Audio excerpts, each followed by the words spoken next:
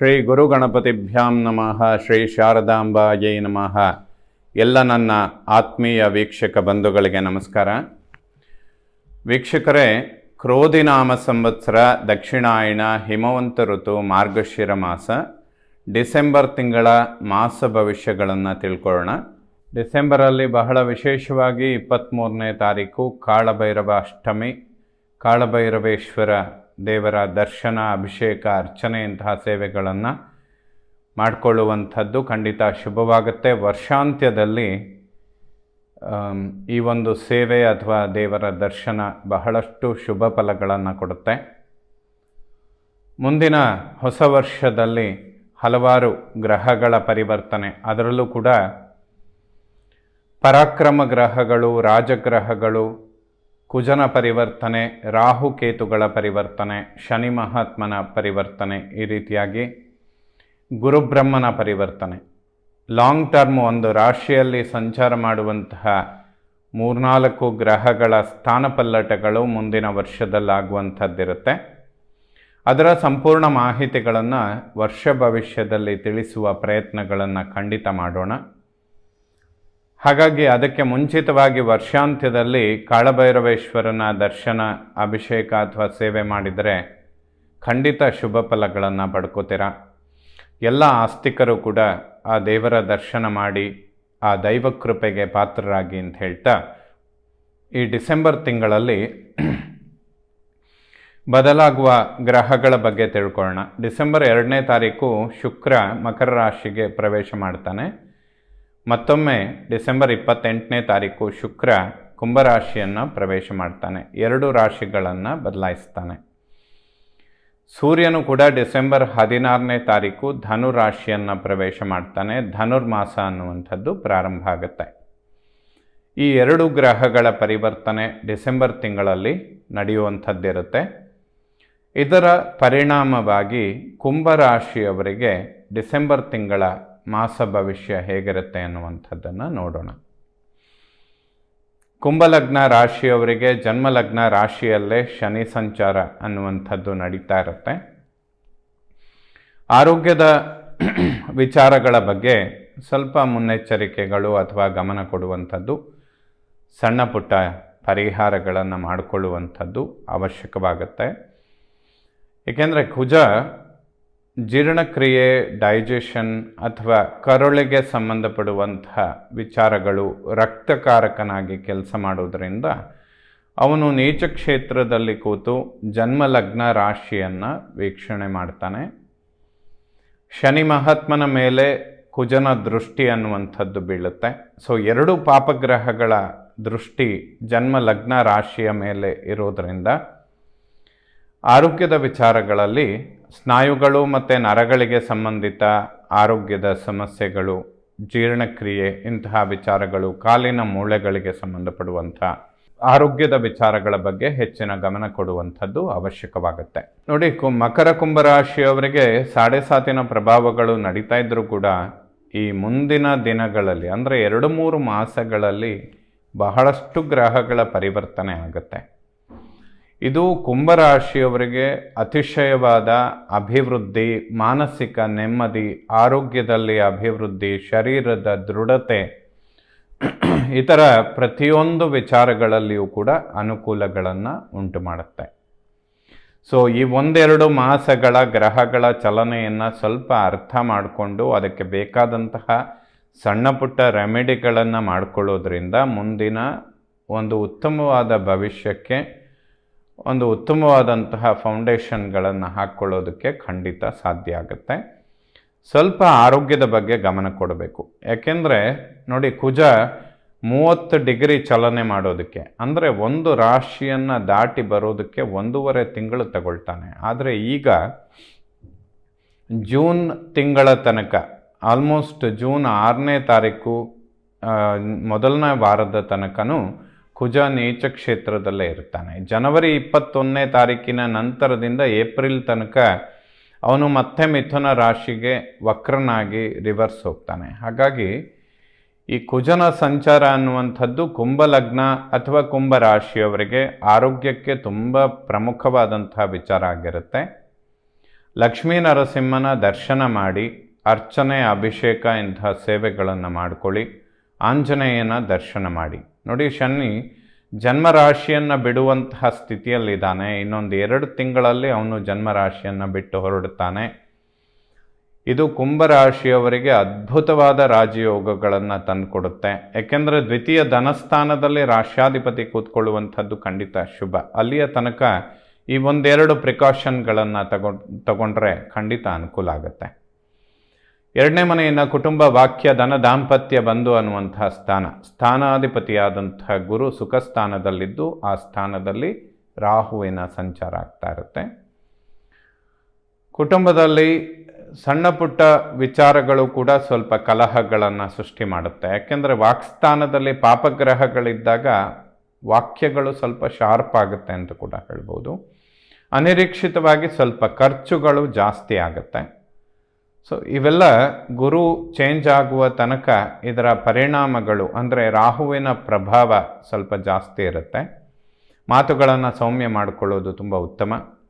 ಅದರಿಂದ ಮಾನಸಿಕ ನೆಮ್ಮದಿ, ಕುಟುಂಬದಲ್ಲಿ ಸೌಖ್ಯಗಳನ್ನು ಕಾಣಬಹುದು. ಹಾಗೆ ಧನವ್ಯಯಗಳ ಬಗ್ಗೆ ಒಂದು ತೀವ್ರವಾದಂತಹ ನಿಗಾ ಇಟ್ಕೊಳ್ಳುವಂತಹ ಅವಶ್ಯಕತೆಗಳಿರುತ್ತೆ. ಅದರಲ್ಲೂ ಕೂಡ ಯಾರಾದರೂ ರಾಹು ಸ್ವಲ್ಪ ಅತಿಶಯವಾದ ಬಾಹುಬಲವನ್ನು ಕೊಡ್ತಾನೆ, ತುಂಬ ಹೆಚ್ಚಿನ ದೊಡ್ಡ ಪ್ರಮಾಣದ ಪ್ರೇರಣೆಗಳನ್ನು ಕೊಡೋದಕ್ಕೆ ರಾಹು ಕಾರಣನಾಗ್ತಾನೆ. ಹಾಗಾಗಿ ಯಾವುದಾದ್ರೂ ಶೇರ್ ಇನ್ವೆಸ್ಟ್ಮೆಂಟ್ ಮಾಡುವಂಥದ್ದು, ಶೇರ್ಗಳ ಮೇಲೆ ಹಣ ಹೂಡಿಕೆ ಮಾಡುವಂಥದ್ದು, ಇದನ್ನೆಲ್ಲ ಅವಾಯ್ಡ್ ಮಾಡಿಕೊಳ್ಬೇಕು ಕುಂಭರಾಶಿಯವರು. ಇಲ್ಲದೇ ಇದ್ದರೆ ಧನವ್ಯಯ ಆಗುತ್ತೆ. ಯಾವುದೇ ಒಂದು ಇನ್ವೆಸ್ಟ್ಮೆಂಟ್ಗಳನ್ನು ಮಾಡುವಂಥದ್ದಿದ್ದರೆ ಮಾಸ ಭವಿಷ್ಯದಲ್ಲಿ ತಿಳಿಸುವ ಕೆಲವು ಶುಕ್ರನ ಸಂಚಾರಗಳನ್ನು ಗಮನಿಸ್ಕೊಂಡು ಮಾಡಿಕೊಳ್ಳುವಂಥದ್ದು ಖಂಡಿತ ಶುಭ. ಅದು ಅತ್ಯಂತ ಅವಶ್ಯಕ ಕೂಡ ಆಗುತ್ತೆ. ರಾಹುವಿನ ಸಂಚಾರದ ಪ್ರಭಾವಗಳನ್ನು ಅಥವಾ ಅದರ ತೀವ್ರತೆಗಳನ್ನು ಕಡಿಮೆ ಮಾಡಿಕೊಳ್ಳೋದಕ್ಕೆ ಅಶ್ವತ್ಥ ಪ್ರದಕ್ಷಿಣೆ ಮಾಡಿದರೆ ತುಂಬ ಶುಭ ಆಗುತ್ತೆ. 3ನೇ ಮನೆಯನ್ನು ಒಡಹುಟ್ಟು, ಸೋದರ, ಪರಾಕ್ರಮ ಸ್ಥಾನಾಧಿಪತಿ ಕುಜ ನೀಚ ಕ್ಷೇತ್ರದಲ್ಲಿದ್ದಾನೆ. ಒಡಹುಟ್ಟುಗಳಲ್ಲಿ ಸಾಮರಸ್ಯ, ಸೋದರಿಯರ ನಡುವೆ ತುಂಬ ಚೆನ್ನಾಗಿರುತ್ತೆ. ಭ್ರಾತೃಗಳ ನಡುವೆ ಯಾವುದೇ ಹೆಚ್ಚಿನ ಸಮಸ್ಯೆಗಳಿಲ್ಲ. ಸಣ್ಣ ಪುಟ್ಟ ಆರೋಗ್ಯದ ವಿಚಾರಗಳನ್ನು ಗಮನಿಸ್ಕೊಳ್ಬೇಕು. ಮತ್ತು ಯಾವುದಾದ್ರೂ ಹಣಕಾಸಿನ ನಿರೀಕ್ಷೆಗಳನ್ನು ಮಾಡ್ತಾ ಇದ್ದರೆ, ಯಾವುದಾದ್ರೂ ನಿಮಗೆ ಬರಬೇಕಾಗಿರುವಂತಹ ಹಣ ಅಥವಾ ಬ್ಯಾಂಕ್ ಲೋನ್ ಇಂಥದ್ದನ್ನು ಎಕ್ಸ್ಪೆಕ್ಟ್ ಮಾಡ್ತಾ ಇದ್ದರೆ, ಡಿಸೆಂಬರ್ 28ರ ನಂತರ ಅಭಿವೃದ್ಧಿಗಳನ್ನು ಕಾಣ್ತೀರಾ. ಅಲ್ಲಿವರೆಗೂ ಸ್ವಲ್ಪ ವಿಳಂಬ ಆಗುವಂತಹ ಸಂದರ್ಭಗಳು ಜಾಸ್ತಿ ಇರುತ್ತೆ. 4ನೇ ಮನೆ ವಿದ್ಯೆ, ಮಾತೃ, ವಾಹನ, ಸುಖ, ಪ್ರಾಪರ್ಟಿ. 4ರಲ್ಲಿ ಗುರುವಿನ ಸಂಚಾರ ಬಹಳ ಶುಭ. ಮಾತೃವಿನ ಆರೋಗ್ಯಕ್ಕೂ ಕೂಡ ಅಭಿವೃದ್ಧಿಗಳನ್ನು ಕೊಡೋದಕ್ಕೆ ಗುರು ಕಾರಣನಾಗ್ತಾನೆ. ಇಲ್ಲದೇ ಇದ್ದರೆ ಜನ್ಮರಾಶಿಯಲ್ಲಿರುವಂತಹ ಶನಿ, ಅವನ ಮೇಲೆ ಬೀಳುವ ಕುಜನ ದೃಷ್ಟಿ, ಇವೆರಡೂ ಕೂಡ ಈಗ ಒಂದು ಡಿಸೆಂಬರ್ 2ರಿಂದ 28ರ ತನಕ ಸ್ಥಾನಾಧಿಪತಿ ಶುಕ್ರ ವ್ಯಯಭಾವದಲ್ಲಿರ್ತಾನೆ. ಹಾಗಾಗಿ ಮಾತೃವಿನ ಆರೋಗ್ಯದ ಬಗ್ಗೆ ವಿಶೇಷ ಗಮನಗಳನ್ನು ಕೊಡುವಂಥ ಅವಶ್ಯಕತೆಗಳು ಇರುತ್ತೆ ಕುಂಭರಾಶಿಯವರಿಗೆ. ವಾಹನ ಚಾಲನೆ ಮಾಡುವಂತಹ ವಿಚಾರಗಳಲ್ಲಿಯೂ ಕೂಡ ಸ್ವಲ್ಪ ಮುನ್ನೆಚ್ಚರಿಕೆಗಳನ್ನು ತೆಗೆದುಕೊಳ್ಬೇಕು. 4ರಲ್ಲಿ ಗುರು ಸ್ವಲ್ಪ ವೃಥಾ ತಿರುಗಾಟಗಳನ್ನು ಹೆಚ್ಚು ಮಾಡ್ತಾನೆ. ಪ್ರಯಾಣಗಳು ಜಾಸ್ತಿ ಆಗುತ್ತೆ. ಇದನ್ನು ಸಮಯ ಇಟ್ಕೊಂಡು ಮಾಡುವಂಥದ್ದು ಸೂಕ್ತ. ಗಡಿಬಿಡಿಯಲ್ಲಿ ವಾಹನ ಚಾಲನೆ ಮಾಡುವಂಥದ್ದು. ಅದರಲ್ಲೂ ಕೂಡ ನೀಚ ಸ್ಥಾನದಲ್ಲಿರುವ ಕುಜನ ದೃಷ್ಟಿ ಲಗ್ನ ರಾಶಿಯ ಮೇಲೆ ಬೀಳ್ತಾ ಇದ್ದು ಶನಿಯನ್ನು ಕೂಡ ವೀಕ್ಷಣೆ ಮಾಡ್ತಾನೆ. ಸ್ಥಾನಾಧಿಪತಿ 4ನೇ ಮನೆಯ ಅಧಿಪತಿಯಾದಂತಹ ಶುಕ್ರ ವ್ಯಯಭಾವದಲ್ಲಿರ್ತಾನೆ. ವಾಹನಗಳ ವಿಚಾರಕ್ಕೆ ಧನವ್ಯಯ ಆಗುವಂತಹ ಸಂದರ್ಭಗಳು ಸ್ವಲ್ಪ ಜಾಸ್ತಿ ಇರುತ್ತೆ. ವಿದ್ಯಾರ್ಜನೆ ಮಾಡುವಂತಹ ಮಕ್ಕಳಿಗೆ ಖಂಡಿತ ಶುಭ. ಸ್ವಲ್ಪ ಆಲಸ್ಯಗಳನ್ನು ಕಡಿಮೆ ಮಾಡಿಕೊಳ್ಬೇಕು. 5ನೇ ಮನೆ ಜ್ಞಾನ, ಸಂತಾನ, ಪೂರ್ವಪರ, ಪುಣ್ಯ. ಪಂಚಮಾಧಿಪತಿಯಾದಂತಹ ಬುಧ ಕರ್ಮದಲ್ಲಿ ಬುಧಾದಿತ್ಯ ಯೋಗದಲ್ಲಿರ್ತಾನೆ. ಗುರುದೃಷ್ಟಿ ಬೀಳ್ತಾ ಇರುತ್ತೆ. ಸಂತಾನದ ಅಂಚಿನಲ್ಲಿರುವವರು ಅತಿಶಯ ಶುಭ ಫಲಗಳನ್ನು ಕಾಣ್ತೀರಾ. ವಿದ್ಯಾರ್ಜನೆ ಮಾಡುವಂತಹ ಮಕ್ಕಳಿಗೆ ಅಭಿವೃದ್ಧಿ ಆಗುತ್ತೆ. ಮಕ್ಕಳ ಆರೋಗ್ಯ ಇಂತಹ ವಿಚಾರಗಳಲ್ಲಿಯೂ ಕೂಡ ಅಭಿವೃದ್ಧಿಗಳನ್ನು ಕಾಣಬಹುದು. 6ನೇ ಮನೆ ಶತ್ರು, ಋಣ, ರೋಗಸ್ಥಾನ. ಷಷ್ಠದಲ್ಲಿ ಕುಜ ನೀಚನಾಗಿದ್ದು ಜನ್ಮರಾಶಿಯನ್ನು ನೋಡ್ತಾನೆ. ಪಾರ್ಟ್ನರ್ಶಿಪ್, ವ್ಯವಹಾರ, ಬಿಸ್ನೆಸ್ ಇಂತಹ ವಿಚಾರಗಳಿದ್ದರೆ, ಯಾರಿಗಾದರೂ ಧನ ಸಹಾಯಗಳನ್ನು ಮಾಡಿದರೆ ಧನ ವ್ಯಯ ಆಗತ್ತೆ. ಸಂಬಂಧಗಳು ಕೂಡ ನಿಷ್ಠೂರಕ್ಕೆ ಬರುತ್ತೆ. ಇದನ್ನು ಅವಾಯ್ಡ್ ಮಾಡಿಕೊಳ್ಳೋದು ಖಂಡಿತ ಉತ್ತಮ ಕುಂಭರಾಶಿಯವರಿಗೆ. ಯಾವುದೇ ಶತ್ರು ಬಾಧೆಗಳಿರೋದಿಲ್ಲ. ಸ್ವಲ್ಪ ಕೋಪ, ಸಿಟ್ಟು, ಉದ್ರೇಕ ಇಂಥದ್ದನ್ನೆಲ್ಲ ಜಾಸ್ತಿ ಮಾಡ್ತಾನೆ ಕುಜ. ಏಕೆಂದರೆ ನೀಚನಾಗಿದ್ದು ಜನ್ಮರಾಶಿಯನ್ನು ಆತ ವೀಕ್ಷಣೆ ಮಾಡೋದರಿಂದ. 7ನೇ ಮನೆಯನ್ನು ಮಾಂಗಲ್ಯ, ವಿವಾಹ, ದಾಂಪತ್ಯ. ಸಪ್ತಮಾಧಿಪತಿ ಸೂರ್ಯ ಲಾಭದಲ್ಲಿದ್ದಾನೆ, ಕರ್ಮ ಉದ್ಯೋಗದಲ್ಲಿದ್ದಾನೆ, ಬುಧಾದಿತ್ಯ ಯೋಗ. ಸೊ ಕೇಂದ್ರ ಕೋಣಾಧಿಪತಿಗಳು ಕೇಂದ್ರದಲ್ಲಿ ಸೇರುವಂಥದ್ದು ಅದ್ಭುತವಾದಂತಹ ಲಾಭ ಅಂತ ಹೇಳುತ್ತೆ, ರಾಜಯೋಗ ಅಂತ ಕೂಡ ಹೇಳ್ತೇವೆ. ಪಂಚಮಾಧಿಪತಿ ಬುಧ, ಸಪ್ತಮಾಧಿಪತಿ ಸೂರ್ಯ ಇಬ್ಬರು ಕೂಡ ದಶಮ ಕೇಂದ್ರದಲ್ಲಿ ಸೇರುವಂಥದ್ದು. ದಂಪತಿಗಳಲ್ಲಿ ಉದ್ಯೋಗದಲ್ಲಿ ಅಭಿವೃದ್ಧಿಗಳಾಗುತ್ತೆ, ಬಡ್ತಿ, ಪ್ರಮೋಷನ್, ಒಬ್ಬರಿಂದ ಒಬ್ಬರಿಗೆ ಸಹಾಯಗಳಾಗುತ್ತೆ, ಆರೋಗ್ಯದಲ್ಲಿ ಅಭಿವೃದ್ಧಿಗಳಾಗುತ್ತೆ ಅಂತ ಹೇಳ್ಬೋದು.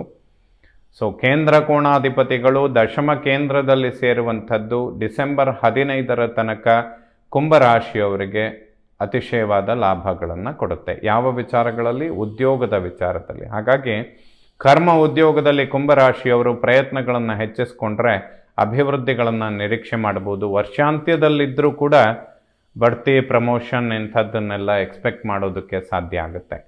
ಇನ್ವೆಸ್ಟ್ಮೆಂಟ್ಗಳಿಂದ ಅತಿಶಯವಾದ ಲಾಭಗಳನ್ನು ಕೂಡ ನಿರೀಕ್ಷೆ ಮಾಡಬಹುದು. ಡಿಸೆಂಬರ್ 28ರ ನಂತರ ಇನ್ನೂ ಹೆಚ್ಚಿನ ಅಭಿವೃದ್ಧಿಗಳನ್ನು ಕಾಣ್ತೀರ. ಅಷ್ಟಮವನ್ನು ಮೃತ್ಯುಸ್ಥಾನ, ಗೌಪ್ಯ ರಂಧ್ರಸ್ಥಾನ. ಅಷ್ಟಮದಲ್ಲಿ ಕೇತುವಿನ ಸಂಚಾರ, ಅವನ ಮೇಲೆ ಗುರುದೃಷ್ಟಿ ಬೀಳ್ತಾ ಇರುತ್ತೆ. ಸಣ್ಣ ಪುಟ್ಟ ಏಟುಗಳು, ಗಾಯಗಳಾಗೋದಕ್ಕೆ ಇದು ಕಾರಣವಾಗುತ್ತೆ. ಕುಜನ ದೃಷ್ಟಿ ಶನಿ ಮೇಲೆ ಬೀಳೋದ್ರಿಂದ ಕಾಲಿನ ಸ್ನಾಯುಗಳಿಗೆ ಸಂಬಂಧಪಟ್ಟಂತಹ ಆರೋಗ್ಯದ ಸಮಸ್ಯೆಗಳು ಸಣ್ಣದಾಗಿ ಬಾಧಿಸುತ್ತೆ. ಇದಕ್ಕೆ ಲಕ್ಷ್ಮೀ ನರಸಿಂಹ ಮತ್ತು ಆಂಜನೇಯನ ಆರಾಧನೆ ಖಂಡಿತ ಶುಭ ಫಲ. 9ನೇ ಮನೆಯನ್ನು ಭಾಗ್ಯಸ್ಥಾನ. ಭಾಗ್ಯಾಧಿಪತಿ ಶುಕ್ರ ವ್ಯಯಭಾವದಲ್ಲಿ ಸಂಚಾರ ಮಾಡ್ತಾ ಇರ್ತಾನೆ. ಡಿಸೆಂಬರ್ 28ರ ನಂತರ ಜನ್ಮರಾಶಿಗೆ ಬರ್ತಾನೆ. ಆನಂತರದಲ್ಲಿ ಭಾಗ್ಯೋದಯಗಳು ಹೆಚ್ಚಿನ ಪ್ರಮಾಣದಲ್ಲಿ ನಡೆಯುತ್ತೆ. ಉದ್ಯೋಗದಲ್ಲಿ ಸರ್ಕಾರಕ್ಕೆ ಸಂಬಂಧಪಡುವಂತಹ ಯಾವುದಾದರೂ ಸ್ಥಾನಮಾನಗಳು ಅಥವಾ ಒಂದು ಬಡ್ತಿ, ಪ್ರಮೋಷನ್ ಇದನ್ನೆಲ್ಲ ಖಂಡಿತ ಎಕ್ಸ್ಪೆಕ್ಟ್ ಮಾಡ್ಬೋದು. ಸಕ್ಸಸ್ ಆಗುತ್ತೆ ಕುಂಭರಾಶಿಯವರಿಗೆ.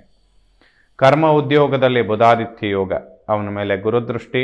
ಕೇಂದ್ರ ಕೋಣಾಧಿಪತಿಗಳು ಉದ್ಯೋಗ ಕ್ಷೇತ್ರದಲ್ಲಿ ಅಂದರೆ ದಶಮ ಕೇಂದ್ರದಲ್ಲಿ ಸೇರುವಂಥದ್ದು ಅದ್ಭುತವಾದ ರಾಜಯೋಗಗಳು ಉದ್ಯೋಗ ಕ್ಷೇತ್ರದಲ್ಲಿ ಕುಂಭರಾಶಿಯವರಿಗೆ ಸಂಬಂಧಪಡುತ್ತೆ. ಅಭಿವೃದ್ಧಿಗಳನ್ನು ಕೂಡ ಕೊಡುತ್ತೆ. ಏಕಾದಶ ಲಾಭಸ್ಥಾನ. ಲಾಭಾಧಿಪತಿ ಗುರು ಸುಖಸ್ಥಾನದಲ್ಲಿ ಸಂಚಾರ ಮಾಡೋದ್ರಿಂದ ಸುಖಾಪೇಕ್ಷೆಗಳಿಗೆ ಧನ ವ್ಯಯ ಆಗುತ್ತೆ ಅಂತ ಕೂಡ ಹೇಳ್ಬೋದು. ಅಥವಾ ಈ ಸಮಯದಲ್ಲಿ ಇನ್ವೆಸ್ಟ್ ಮಾಡಿದಂತಹ ಹಣ ತುಂಬ ಲಾಂಗ್ ಟರ್ಮಲ್ಲಿ ಭೂಮಿಗೆ ಸಂಬಂಧಪಡುವಂತಹ ವಿಚಾರಗಳಲ್ಲಿ ಯಶಸ್ಸನ್ನು ಖಂಡಿತವಾಗ್ಲೂ ಕೊಡುತ್ತೆ. ವ್ಯಯಭಾವವನ್ನು ಮೋಕ್ಷಸ್ಥಾನ. ಶನಿ ವ್ಯಯಾಧಿಪತಿಯಾಗಿ ಜನ್ಮರಾಶಿಯಲ್ಲಿರೋದ್ರಿಂದಲೇ ಸ್ವಲ್ಪ ಮಾನಸಿಕ ಖಿನ್ನತೆ ಅಥವಾ ಮನಸ್ಸಿಗೆ ನೋವಾಗುವಂತಹ ವಿಚಾರಗಳು, ಮಾತೃವಿನ ಆರೋಗ್ಯ, ಮೂಳೆಗಳು ಮತ್ತು ಸ್ನಾಯುಗಳಿಗೆ ಸಂಬಂಧಪಡುವಂತಹ ವಿಚಾರಗಳು, ಜೀರ್ಣಕ್ರಿಯೆ, ಡೈಜೆಷನ್ ಈ ಥರದ್ರಲ್ಲಿ ಶನಿ ಸಂಚಾರಗಳು ಸ್ವಲ್ಪ ಟೆನ್ಷನ್ಗಳನ್ನು ಕೊಡ್ತಾ ಬರುತ್ತೆ. ಹಾಗಾಗಿ ಡಿಸೆಂಬರಲ್ಲಿ 2 ಪರಿಹಾರಗಳು, ಒಂದು ಆಂಜನೇಯ ಮತ್ತೊಂದು ಲಕ್ಷ್ಮೀ ನರಸಿಂಹನ ದರ್ಶನ ಮಾಡಿದರೆ ತುಂಬ ಅನುಕೂಲಗಳಾಗುತ್ತೆ. ಅಭಿಷೇಕ ಅಥವಾ ಅರ್ಚನೆಗಳನ್ನು ಮಾಡಿಸುವಂಥದ್ದು ಸೂಕ್ತ. ಕುಂಭರಾಶಿಯವರಿಗೆ ಮುಂದಿನ ಮಾಸಗಳಲ್ಲಿ ಬಹಳಷ್ಟು ಅಭಿವೃದ್ಧಿಗಳಿದ್ದಾವೆ. 7.5 ಪ್ರಭಾವಗಳು ಜನ್ಮರಾಶಿಯಲ್ಲಿದ್ದಾಗ ಪ್ರಧಾನವಾಗಿ ವಿವಾಹಕ್ಕೆ ವಿಳಂಬಗಳನ್ನು ಸೃಷ್ಟಿ ಮಾಡ್ತಾನೆ. ಮಾತೃವಿನ ಆರೋಗ್ಯ, ಮೂಳೆಗಳು ಮತ್ತು ಸ್ನಾಯುಗಳಿಗೆ ಸಂಬಂಧಪಟ್ಟಂತೆ ಸ್ವಲ್ಪ ತೊಂದರೆಗಳನ್ನು ಮಾಡ್ತಾನೆ. ಮಾನಸಿಕವಾಗಿ ಖಿನ್ನತೆಗಳಿಗೆ ಒಳಗಾಗುವಂಥದ್ದು, ವಿವಾಹದ ಅಂಚಿನಲ್ಲಿರುವವರು ಪದೇ ಪದೇ ವಿಳಂಬಗಳಾಗುವಂಥದ್ದು, ಇಂತಹ ವ್ಯತ್ಯಾಸಗಳು ಸ್ವಲ್ಪ ಕುಂಭರಾಶಿಯವರನ್ನು ಬಾಧಿಸ್ತಾ ಇರುತ್ತೆ. ಬಟ್ ಇವೆಲ್ಲ ಸಂಪೂರ್ಣ ಪರಿಹಾರ ಆಗುತ್ತೆ. ಈ 4 ಗ್ರಹಗಳ ಪರಿವರ್ತನೆ ಮಾರ್ಚ್ ಮತ್ತು ಏಪ್ರಿಲ್ ತಿಂಗಳಲ್ಲಿ ನಡೆಯುವಂಥದ್ದು ಕುಂಭರಾಶಿಯವರಿಗೆ ಅದ್ಭುತವಾದ ರಾಜಯೋಗಗಳನ್ನು ತಂದುಕೊಡುತ್ತೆ. ಈಗಿಂದ ಪ್ರಯತ್ನಗಳನ್ನು ಹೆಚ್ಚಿಸ್ಕೊಂಡ್ರೆ ಒಮ್ಮೆಲೆ ರಿಸಲ್ಟ್ಗಳನ್ನು ಕಾಣೋದಕ್ಕೆ ಸಾಧ್ಯ. ಏಕೆಂದರೆ ಈ ಯೋಗಗಳೆಲ್ಲ 1 ವರ್ಷ 1.5 ವರ್ಷ ಇರುತ್ತೆ. ಅದಕ್ಕೆ ಪೂರಕವಾಗಿ 2-3 ತಿಂಗಳಿಂದ ಸ್ವಲ್ಪ ಪ್ರಯತ್ನಗಳನ್ನು ಹೆಚ್ಚಿಸ್ಕೊಂಡ್ರೆ ಬಹಳ ಬೇಗ ರಿಸಲ್ಟ್ಗಳನ್ನು ಕಾಣೋದಕ್ಕೆ ಸಾಧ್ಯ. ಡಿಸೆಂಬರ್ 28ರ ನಂತರ ಶುಕ್ರ ಜನ್ಮರಾಶಿಯನ್ನು ಪ್ರವೇಶ ಮಾಡೋದರಿಂದ ಇನ್ನೂ ಹೆಚ್ಚಿನ ಅಭಿವೃದ್ಧಿಗಳನ್ನು ಕಾಣ್ತೀರ. ಸ್ವಲ್ಪ ಈ ಸಮಯದಲ್ಲಿ ಧನ ವ್ಯಯಗಳಾಗುವಂತಹ ಸಂದರ್ಭಗಳಿರುತ್ತೆ. ಧನಸ್ಥಾನದಲ್ಲಿ ರಾಹು, ಧನಕಾರಕ ಶುಕ್ರ ವ್ಯಯಭಾವದಲ್ಲಿದ್ದಾನೆ. ಈ 1-2 ಗ್ರಹಗಳ ಒಂದು ಕಾಂಬಿನೇಷನ್ ಸ್ವಲ್ಪ ಧನ ವ್ಯಯಗಳಾಗುತ್ತೆ. ಬಟ್ ಒಂದು ಶಾಶ್ವತವಾದ ವ್ಯವಸ್ಥೆಗಳಿಗೆ ಧನ ವ್ಯಯ ಆಗುತ್ತೆ. ವಿವಾಹ ಇಂತಹ ವಿಚಾರಗಳು ಸ್ವಲ್ಪ ವಿಳಂಬ ಪಡೆದುಕೊಳ್ಳುತ್ತೆ, ಆದರೆ ಟೆನ್ಷನ್ ಮಾಡಿಕೊಳ್ಳುವ ಅಗತ್ಯ ಇಲ್ಲ. ಮುಂದಿನ ದಿನಗಳಲ್ಲಿ ಜೀವನ ಪರ್ಯಂತದ ವ್ಯವಸ್ಥೆಗಳೆಲ್ಲ ಒಂದು ಉನ್ನತ ಸ್ಥಾನಕ್ಕೆ ಬರೋದಕ್ಕೆ ಸಾಧ್ಯವಾಗುತ್ತೆ ವೀಕ್ಷಕರೇ. ಎಲ್ಲ ನವಗ್ರಹಗಳು ಕೂಡ ಕುಂಭರಾಶಿಯವರಿಗೆ ಶುಭ ಫಲಗಳನ್ನೇ ಕೊಡುವಂಥವರಾಗಲಿ. ಶ್ರೀ ಶಾರದಾ ಪರಮೇಶ್ವರಿಯ ಸಂಪೂರ್ಣ ಅನುಗ್ರಹ ಎಲ್ಲ ನನ್ನ ವೀಕ್ಷಕ ಬಂಧುಗಳ ಮೇಲಿರಲಿ. ಶುಭವಾಗಲಿ ವೀಕ್ಷಕ.